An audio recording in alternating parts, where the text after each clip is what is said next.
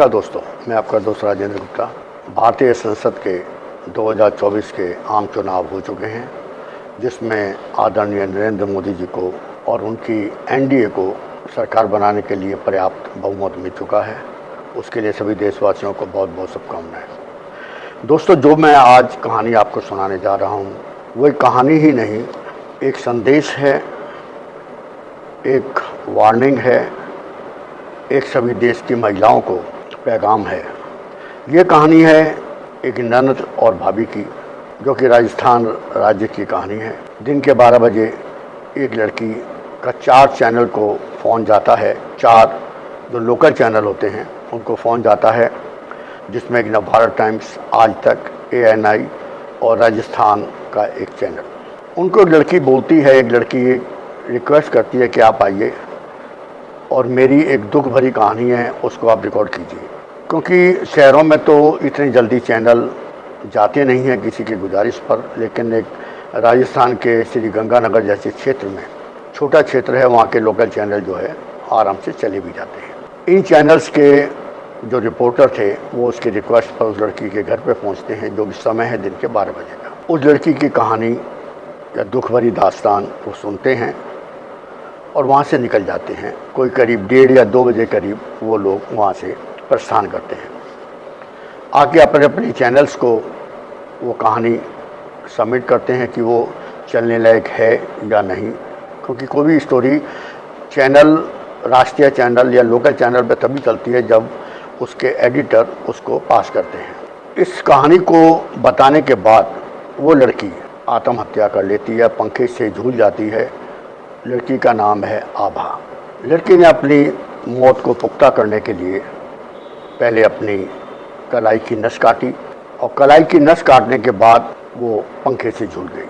शायद वो अपनी मौत को पुख्ता करना चाहती थी। एक लड़की 4 चैनल्स को बुलाती है, अपनी कहानी बताती है और उनके जाने के बाद अपने हाथ की नस काटकर पंखे से झूल जाती है।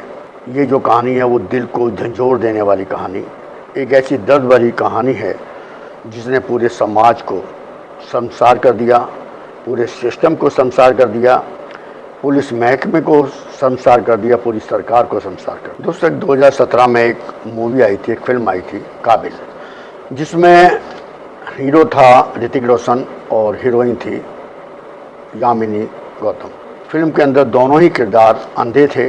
यामिनी गौतम का एक लोकल कॉर्पोरेटर का बेटा उसका रेप करता है। दोनों अपनी दुख भरी कहानी लेकर थाने जाते हैं।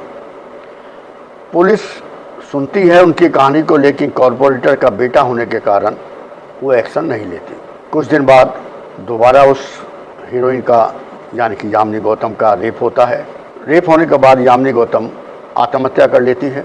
उसके बाद ऋतिक रोशन फिर थाने जाता है और ये कहने के लिए कि उसका पुलिस से भरोसा उठ गया है, अब वो खुद फैसला लेगा, इंतकाम लेगा या इस केस को सुलझाएगा। कुछ ऐसी ही कहानी आज की ये कहानी है। अगर कुछ किरदार बदल दिए जाएं, कुछ सीन ऊपर नीचे कर दिए जाएं, तो शायद ये उस काबिल फिल्म का रीमेक होगा। जैसा कि मैंने बताया, ये कहानी है राजस्थान के श्री गंगानगर की। वहाँ एक परिवार है, परिवार में माता पिता हैं, उनका एक बेटा है, एक बेटी है। बेटे की शादी होती है, साल भर तक सभी कुछ बहुत बढ़िया चलता है। उसके बाद परिवार में महिला के 2 बच्चे भी होते हैं। अब जैसा कि गाँव, छोटे छोटे शहरों में ये होता है कि लड़कियां शादी के बाद भी पढ़ने की ख्वाहिश रखती हैं, जिद करती हैं।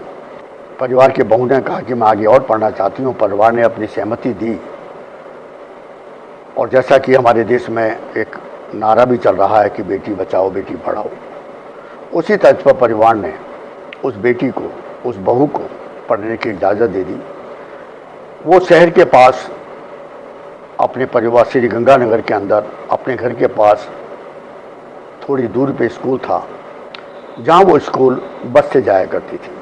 और उसी बस में 3 लड़के जो कि उसी गांव के थे, आसपास के थे, वो भी दूसरे कॉलेज में जाया करते थे। और जैसे कि बसों में नॉर्मली होता है कि स्टूडेंट्स आपस में परिचित हो जाते हैं, दोस्ती हो जाती है, ऐसे ही उस लड़की की दोस्ती उन लड़कों से हो गई। खैर आना जाना होता रहा।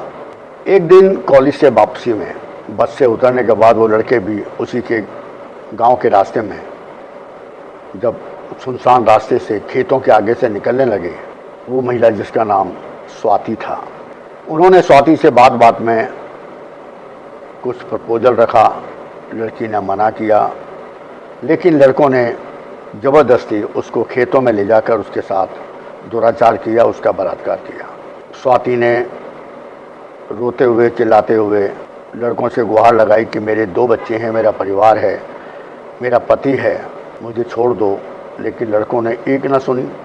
लड़कों ने उसका बलात्कार या कहें गैंग रेप तीनों लड़कों ने उसके साथ किया और उसका एक वीडियो क्लिप भी बना ली। खैर महिला अपने घर आ गई।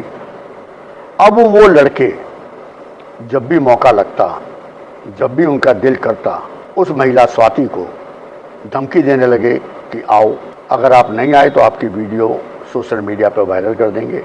स्वाति घबरा के डर के उनके पास जाने लगी और ये सिलसिला आम हो गया, बार बार का हो गया, रेगुलर हो गया। अब वो कॉलेज के बहाने जाती, कॉलेज जाती, नहीं जाती, लेकिन उन लड़कों के, उन तीनों जो व्यक्ति थे, जो तीनों स्टूडेंट थे उसके साथ के, उनके चंगुल में पूरी तरह फंस चुकी थी। कुछ देर ये कहानी चलती रही। अब उन लड़कों के हौसले और बुलंद हुए। उन्होंने उस स्वाति को कहा कि जो तुम्हारी नंद है आभा, जो कि आपसे छोटी है, दूसरे स्कूल में या कॉलेज में पढ़ती है, उससे हमारी फ़ोन पर बात कराओ। स्वाति ने डरते हुए रोते हुए उनको कहा कि वो अभी छोटी बच्ची है, आप उसे छोड़ दीजिए। उसने कहा हमें सिर्फ उससे बात करनी है और ऐसा कुछ हम नहीं करेंगे जो कि गलत हो। खैर उनकी ब्लैकमेलिंग के आगे स्वाति ने अपनी नंद आभा से उनकी फ़ोन पर बात कराई। हेलो हुई, हाय हुई। स्वाति ने उनका रेफरेंस दिया कि मेरे दोस्त हैं, मेरे साथ कॉलेज में पढ़ते हैं। ये घटना दिसंबर 2023 की है। फरवरी तक ये स्वाति के साथ गैंग रेप चलता रहा, ब्लैकमेलिंग चलती रही। अब आया महीना अप्रैल का। अप्रैल के महीने में आभा अपनी भाभी के साथ किसी कार्य से वापस लौट रही थी। वहाँ तीनों लड़के घात लगाए बैठे थे।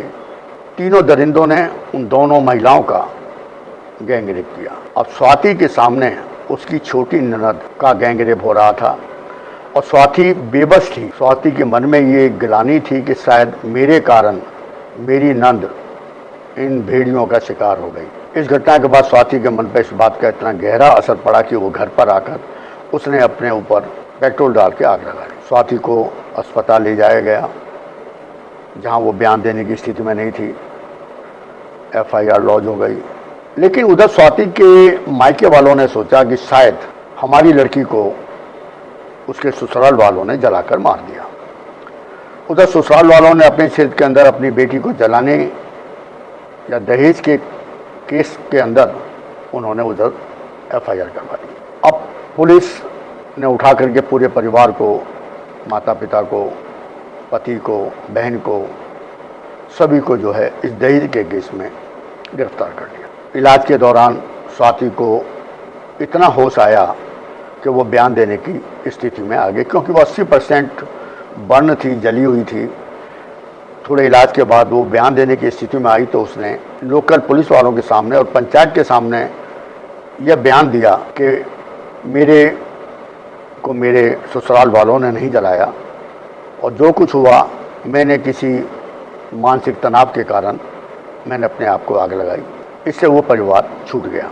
लेकिन कुछ दिन बाद स्वाति की मौत हो गई। अब स्वाति की मौत के बाद आभा को उन्होंने फिर ब्लैकमेल करने की कोशिश की। अब की बार आभा ने ये निर्णय किया कि वो इन सब की पोल खोल देगी और आभा ने जाकर थाने में उन तीनों की कहानी सुनाई और सच्ची घटना थाने में जाके बताई।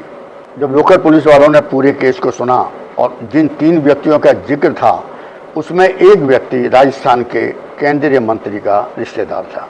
अब पुलिस हलचल में आई। उन्होंने केंद्रीय मंत्री तक अपनी बात पहुंचाई। मंत्री की तरफ से शायद कुछ निर्देश मिले।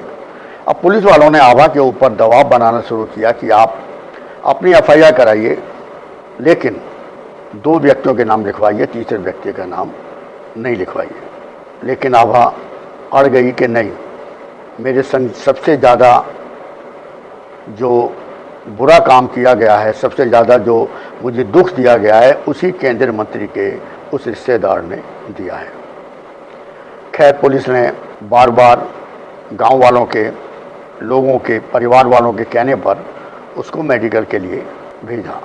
अब उसको, जैसा कि पुलिस करती है, हैरेसमेंट का तरीका होता है कि पास के थोड़ी दूर वो मेडिकल सेंटर था जहां उसको भेजा जाना था, उसको एक दिन भेजा जाता है, डॉक्टर नहीं मिलता, फिर अगले दिन भेजा जाता है, नहीं मिलता, फिर 2-3 बार 4 बार चक्कर काटने के बाद बाई चांस डॉक्टर मिलता है। लेकिन वो पुलिस वालों के निर्देश पर काम कर रहा है। डॉक्टर उसका मेडिकल आधा अधूरा करता है, बदतमीजी करता है और उल्टा आभा को ही, जो कि पीड़ित है, उसको ही वो डांटता है, डपटता है कि ऐसा कैसे हुआ, तुम्हारी रजामंदी होगी, तुम्हारी रजामंदी नहीं थी, ये है वो है।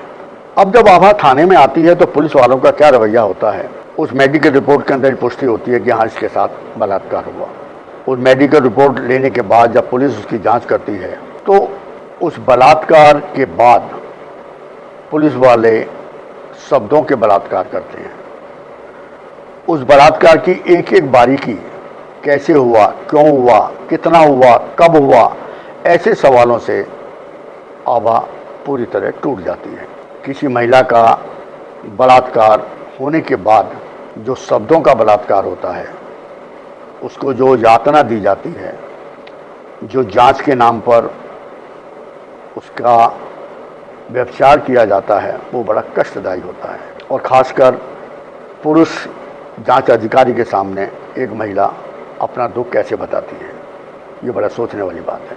कैसे इस शब्दों के बलात्कार के बाद अब पुलिस वाले इस बात पर अड़ गए कि आप 3 व्यक्तियों का नाम नहीं लेंगी, आप 2 का नाम लीजिए। डराया, धमकाया, फिजिकली मारपीट भी की कि आप अपना बयान बदल दें, 3 की जगह 2 आदमियों को आप अपराधी बनाएं।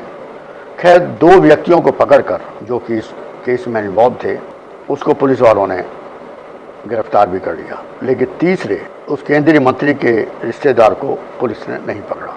अब ये केस को पुलिस जो है लटकाए बैठी है, उस पर जांच रुकी हुई है। दोनों लोगों ने, जो 2 रेपिस्ट थे, उन्होंने अपना अपराध स्वीकार कर लिया। उनको भी दबाव देकर उनसे ये कहलवा लिया गया कि हम 2 ही थे। उधर आभा को पुलिस वाले रोज़ प्रताड़ित कर रहे हैं, रोज़ धमका रहे हैं, परिवार वालों पर दबाव बना रहे हैं, परिवार वालों को धमका रहे हैं कि जो स्वाति के मर्डर का केस था, दहेज के केस में हम तुम सबको बंद कर देंगे, अपनी बहन को समझाओ।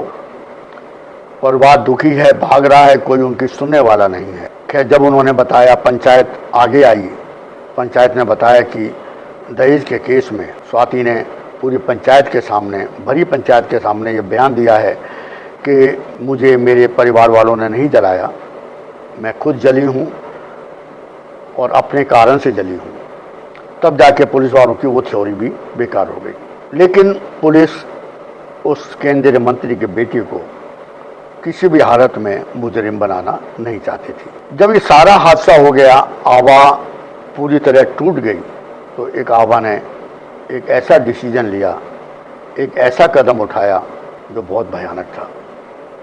आभा ने, जैसा कि मैंने आपको पहले बताया कि दिन के 12 बजे उसने 4 न्यूज़ चैनल, आज तक, नवभारत टाइम्स, ANI और एक राजस्थान का चैनल है लोकल, उन चारों को फ़ोन किया और उसने कुछ अपनी कहानी का दर्द भरा उनको एपिसोड बताया और चारों पत्रकार वहाँ पहुँचे। खैर, पूरी बात हम नहीं सुनवा सकते क्योंकि वो कानूनन जुर्म है। आभा ने अपनी पूरी कहानी शुरू से आखिर तक जो उसके साथ घटना हुई, जो दर्दनाक घटना हुई, उसको पूरा चारों चैनल को दिखाया, समझाया और चारों चैनलों ने वो कहानी, अपनी स्टोरी पूरी चैनल पर दिखाने के लिए अपने एडिटर्स को सबमिट कर दी। और 2 घंटे बाद आभा ने पहले अपने हाथ की नस काटी और फिर वो पंखे से जुड़ के आत्महत्या कर दी। कुछ समय बाद परिवार को पता चला, नज़र पड़ी परिवार की कि ये हुआ क्या। जब भाई ने देखा कि आभा कि कमरे में कोई हलचल नहीं है। झांक के देखा तो पता चला कि आभा पंखे से झूली हुई है। उधर वो एपिसोड जो चैनल वालों ने रिकॉर्ड किया था वो भी वायरल हो गया। अब पूरा गांव, पूरा क्षेत्र, पूरा श्री गंगानगर उस आत्महत्या को लेकर सड़कों पर आ गया। जब थाने के आगे धरना प्रदर्शन हुआ तो पुलिस वालों ने आनन फानन में उस केंद्रीय मंत्री के रिश्तेदार को अरेस्ट कर लिया। अब सवाल ये उठता है कि एक महिला जीते जी गुहार लगाती रही और पुलिस प्रशासन सोता रहा, लेकिन उसकी मौत ने सबकी नींद खोल दी। जो एक जिंदा व्यक्ति नहीं कर पाया वो उसकी मौत ने कर दिखाया। उसकी डेड बॉडी लेकर सभी गांव वाले, शहर वाले थाने के ऊपर उन्होंने हो हल्ला मचाया। एसपी, डीएसपी, पुलिस, डॉक्टर सब ने इस गुनाह को दबाया, छुपाया। अब सवाल यह है कि क्या उस लड़की को, आभा को न्याय मिलेगा या नहीं। आज के लिए इतना ही। मैं इसको कहानी नहीं कहूँगा, एक हादसा कहूँगा, एक पैगाम कहूँगा, एक महिला का सभी महिलाओं के नाम एक संदेश कहूँगा कि अगर कोई जुर्म होता है तो उसको छुपाएं नहीं, उसे तुरंत बताएं, जिससे उसके समय पर एक्शन लिया जा सके। आज के लिए इतना ही। अगर आपने मेरे चैनल को लाइक नहीं किया है, सब्सक्राइब नहीं किया है और मेरी इस वीडियो को अगर आपको अच्छी लगी है तो इसे शेयर ज़रूर कीजिएगा। तब तक के लिए धन्यवाद।